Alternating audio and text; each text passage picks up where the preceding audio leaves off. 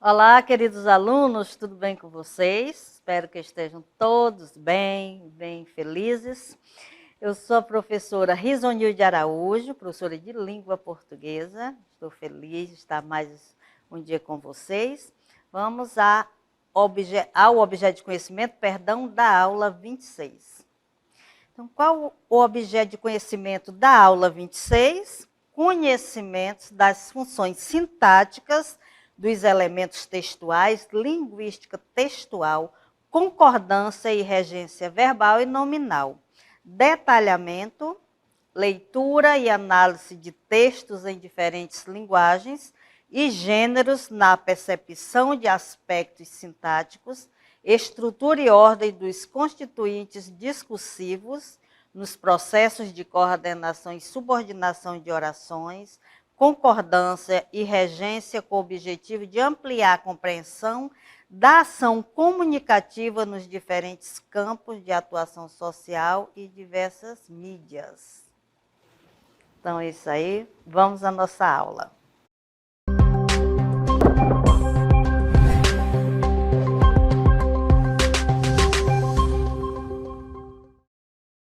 Então, vamos começar a nossa aula falando de concordância verbal, que é concordar, né? É andar em harmonia, o sujeito com o verbo, né? Então, vamos começar fazendo a leitura de um texto. Veja só, não há vagas, o preço do feijão não cabe num poema. O preço do arroz não cabe num poema. Não cabem num poema o gás, a luz, o telefone, a sonegação do leite, da carne. É claro que esse poema, a gente não vai analisar o que ele quer transmitir, mas a gente vai falar que é uma crítica, né? Não cabe num poema, significa não cabe no bolso, né? No bolso do brasileiro, porque está tudo muito caro. Mas não é sobre isso que a gente vai falar. A gente vai falar de alguns termos do poema. Então, vamos observar aqui o gráfico. Em uma oração, nós temos os termos essenciais. Quais são? Sujeito e predicado.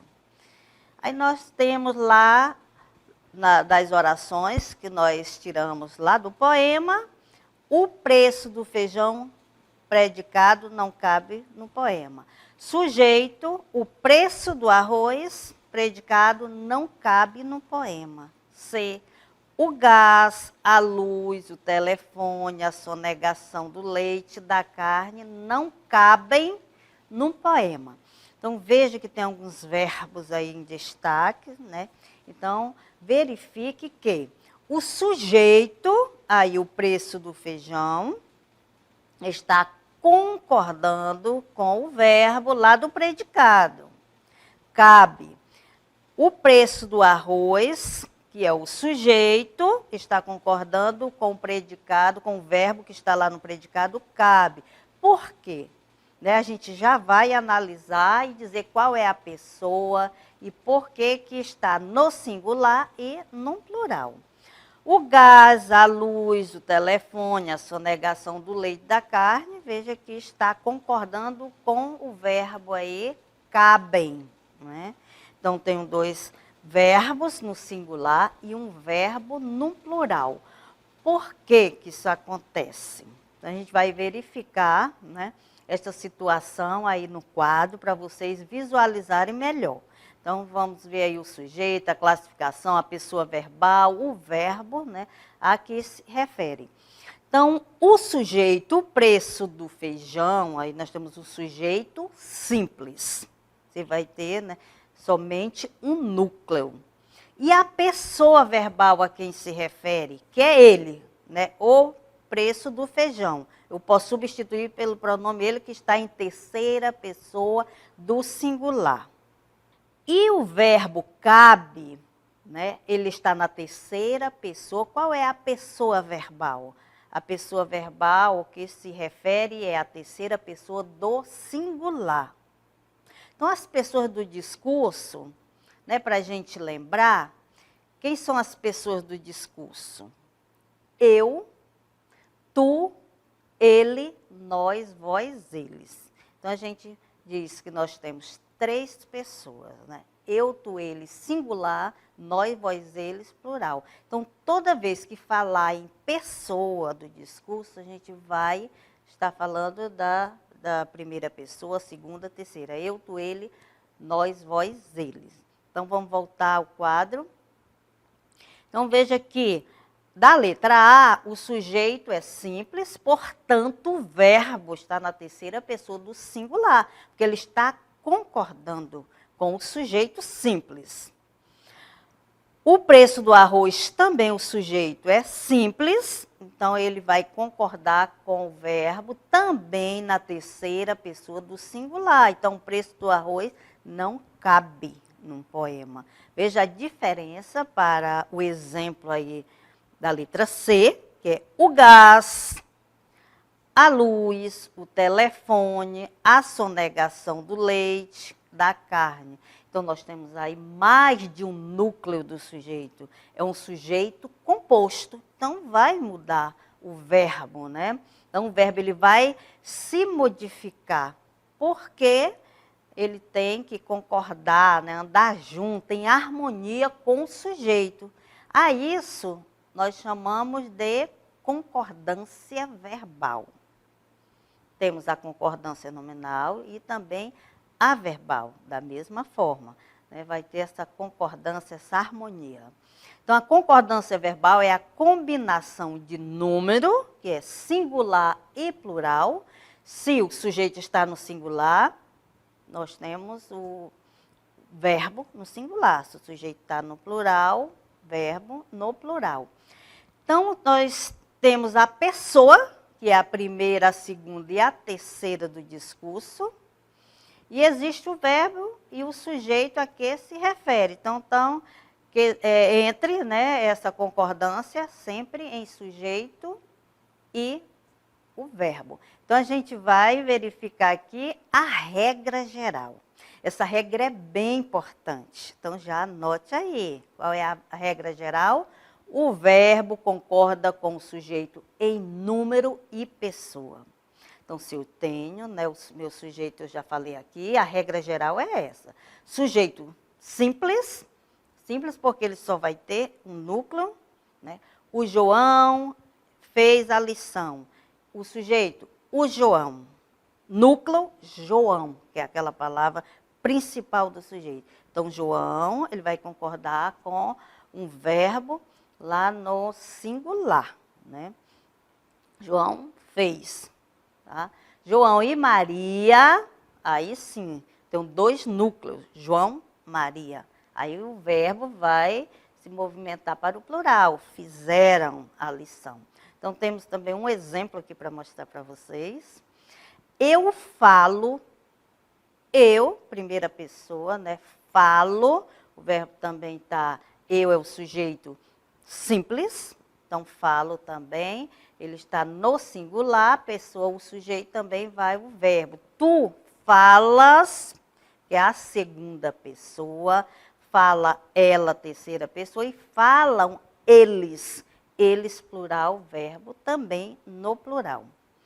Então, na regra geral, não esqueça, tá? Regra geral, sujeito concorda com o predicado. Sujeito simples, verbo na terceira pessoa do singular.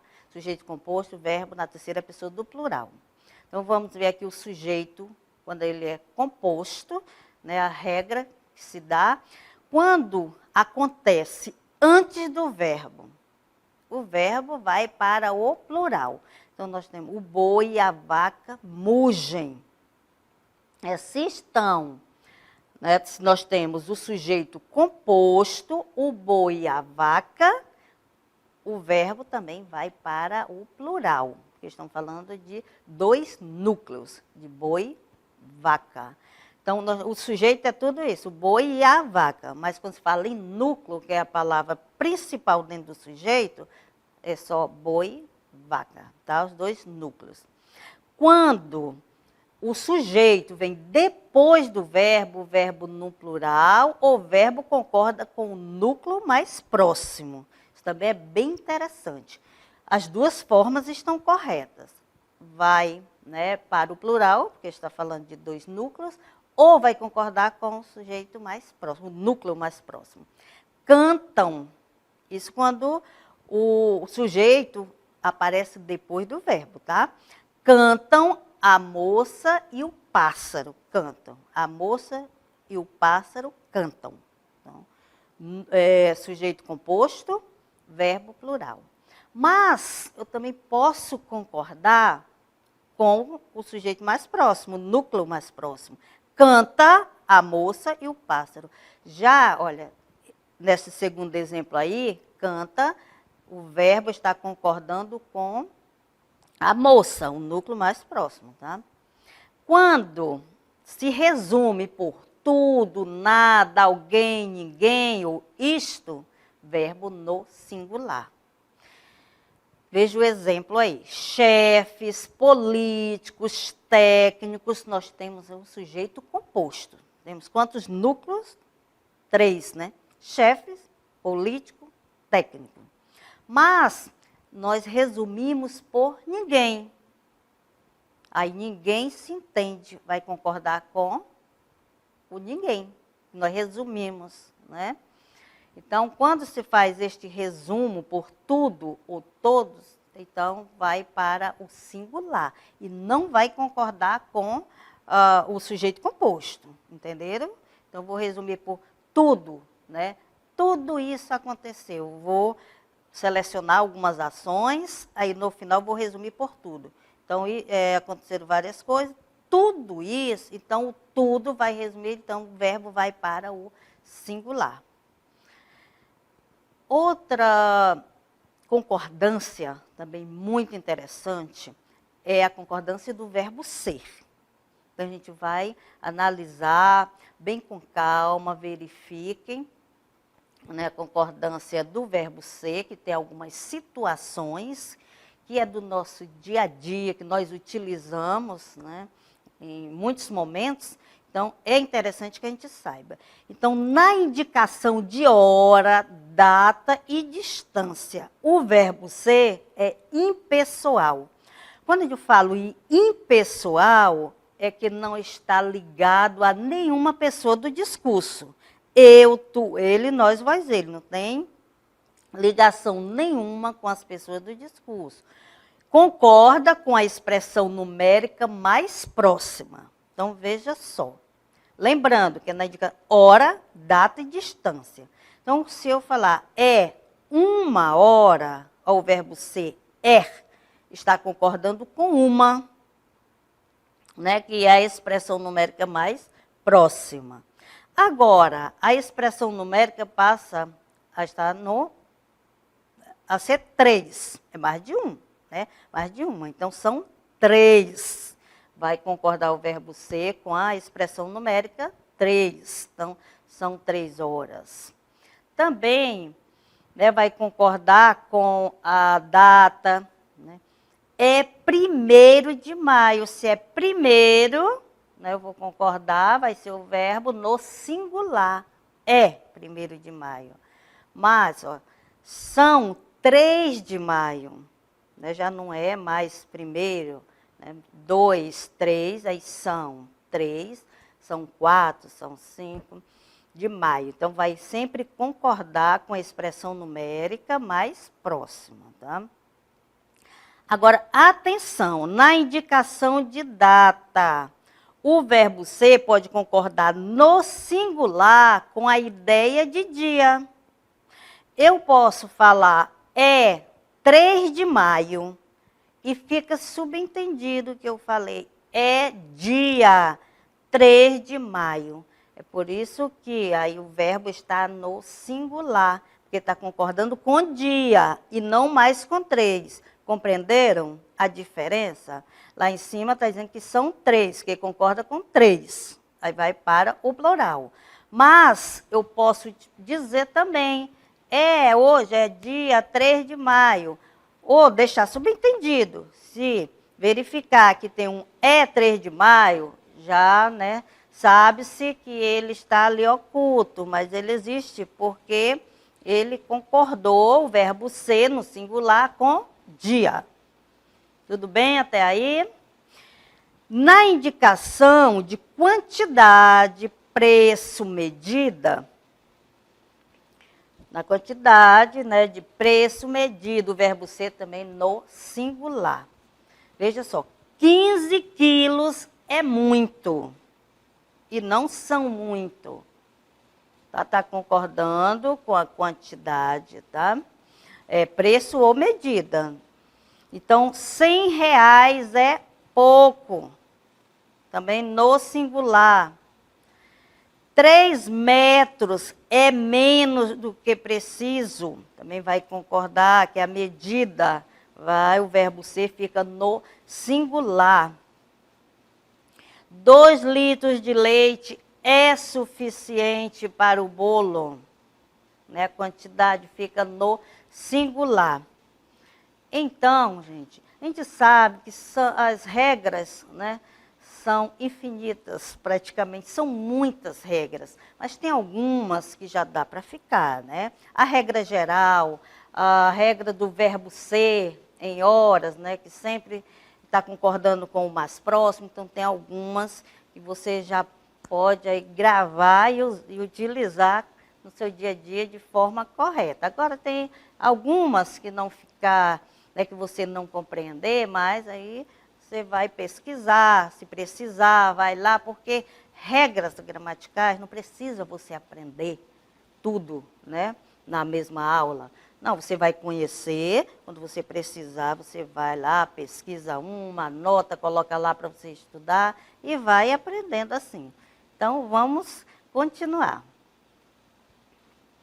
Verbos impessoais, né, que eu já falei para vocês, quando se fala em verbos impessoais, a gente está falando de verbos que não tem nada a ver com pessoa, com a pessoa do discurso, tá? Os verbos lá, eles não vão concordar, porque é primeira pessoa, segunda, terceira, do singular e plural, tá? Então, quando esses verbos forem impessoais, não tiver ligação nenhuma com pessoa do discurso, é sem sujeito. Como é que isso vai acontecer? Verbo que indica fenômeno da natureza. Então, quais são os verbos, né, que vai indicar fenômeno da natureza? O verbo fica sempre na terceira pessoa do singular. Choveu muitos dias. Eu jamais vou falar choveram muitos dias, porque é sem sujeito, não existe sujeito. Sujeito inexistente, tá? Verbo que indica fenômeno da natureza, o sujeito vai ser inexistente. Por isso que não tem como fazer essa concordância. Vai ser sempre na terceira pessoa do singular. Trovejou e ventou.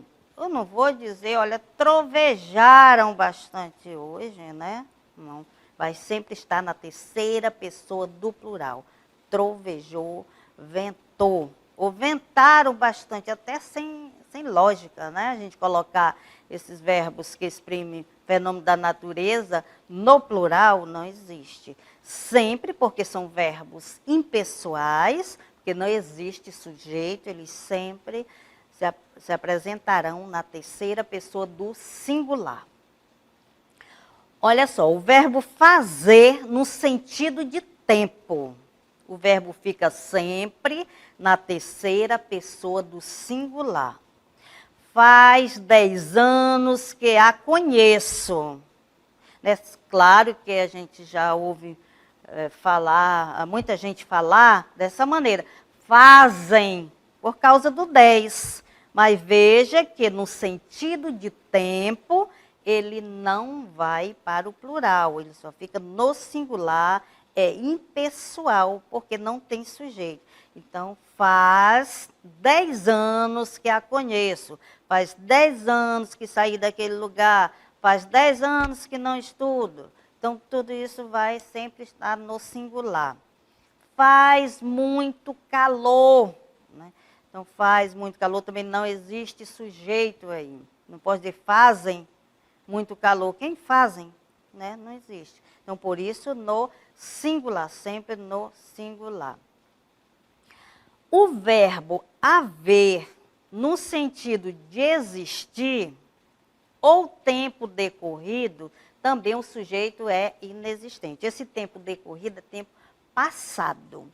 Se, né, aparecer aí o verbo haver, que signifique existir, sempre vai ficar no singular, não vai para o plural. E também tempo passado. Veja aí o exemplo. Havia muitos dinossauros no passado. Então, existiam. Agora, o existir, né, vai para o plural. Existiam muitos dinossauros no passado. Mas o verbo haver, com esse sentido aí de existir, ele não vai para o plural. Então, vai ficar havia muitos dinossauros no passado. Há muitos anos não nos vemos. Por que está há no singular? Muitos anos. Porque aí o verbo é impessoal, eu não tenho sujeito, e ele significa tempo decorrido, tempo passado. Agora, atenção, o verbo existir não é impessoal. Ele vai, né, fazer essa concordância, né, de acordo com o sujeito. Então, vamos ver, o verbo existir concorda sempre com o sujeito. Existiram muitos dinossauros no passado. Aí sim, eu disse para vocês que existir não vai, né, sempre concordar. Agora, o haver, quando estiver no sentido de existir, ele vai ser sempre impessoal.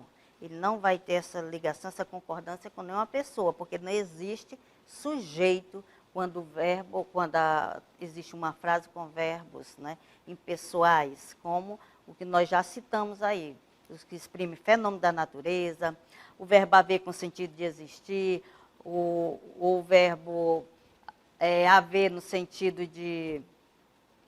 o verbo fazer no sentido de tempo transcorrido.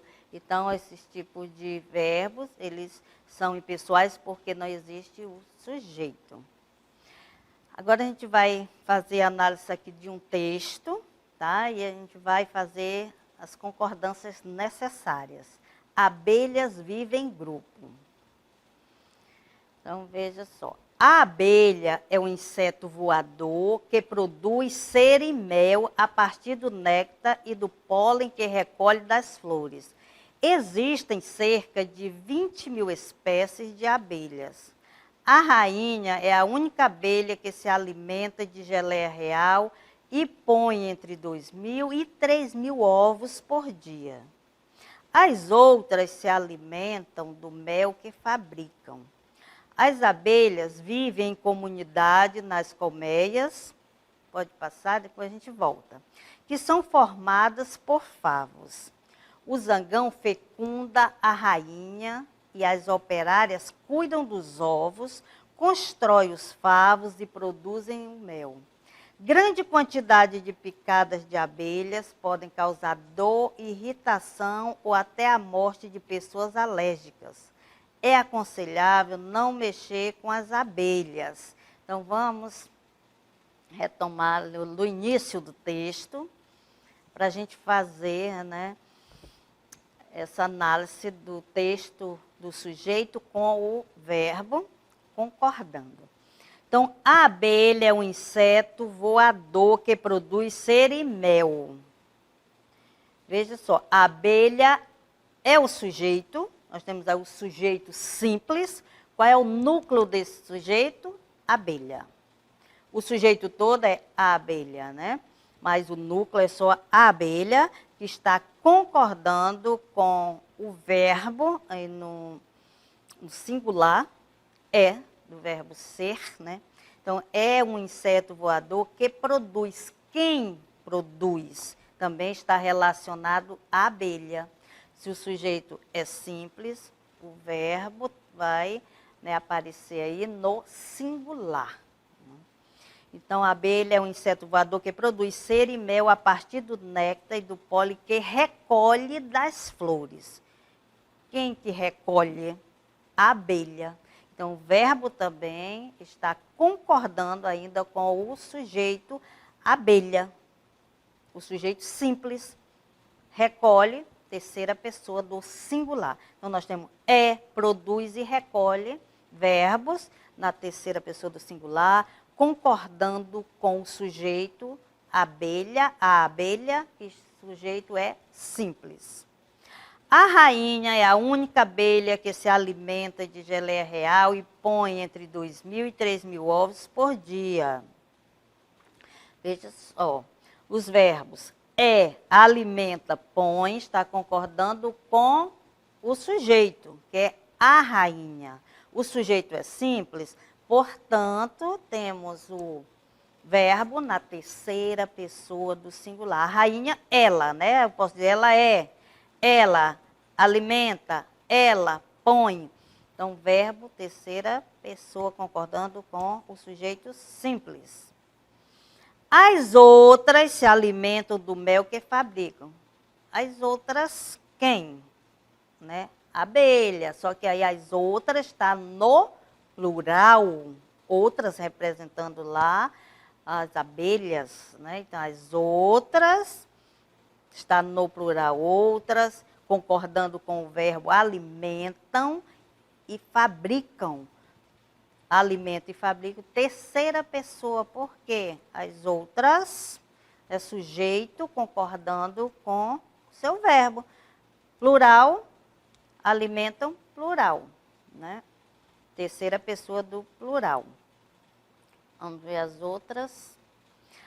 As abelhas vivem em comunidade nas colmeias, que são formadas por favos. As abelhas, plural.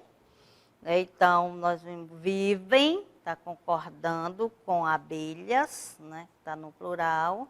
Então, em comunidade nas colmeias, que são formadas por favo. Então, nós temos aí sujeito as abelhas e vivem concordando com esse sujeito. O zangão fecunda a rainha e as operárias cuidam dos ovos. Olha, o zangão fecunda. Sujeito zangão, né? Está no singular, vai concordar com fecunda também o verbo no singular, terceira pessoa do singular. A rainha e as operárias, olha aí o sujeito, tem dois núcleos, rainha e operária, então o verbo vai para a terceira pessoa do plural. Elas cuidam dos ovos, constroem e produzem. Então, cuidam, constroem, produzem, na terceira pessoa do plural, concordando com a rainha, as operárias que cuidam, né, dos ovos, constroem e os favos e produzem o mel.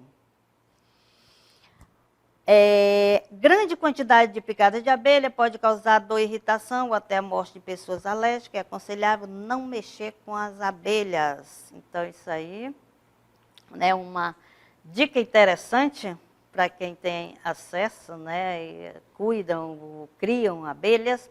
Então, é isso aí, gente. Nós vimos, né, na nossa aula de hoje, a concordância verbal, quando o sujeito, né, concorda com o verbo. Se o sujeito está no singular, o sujeito é simples, ele vai concordar com o verbo na terceira pessoa do singular, ele vai sempre estar no singular concordando com o seu sujeito, né? Já quando o sujeito for um sujeito composto, o sujeito vai concordar com o verbo na terceira pessoa do plural ou vai concordar com um verbo no plural. Então, esta foi a nossa aula, espero que vocês tenham compreendido e até a próxima.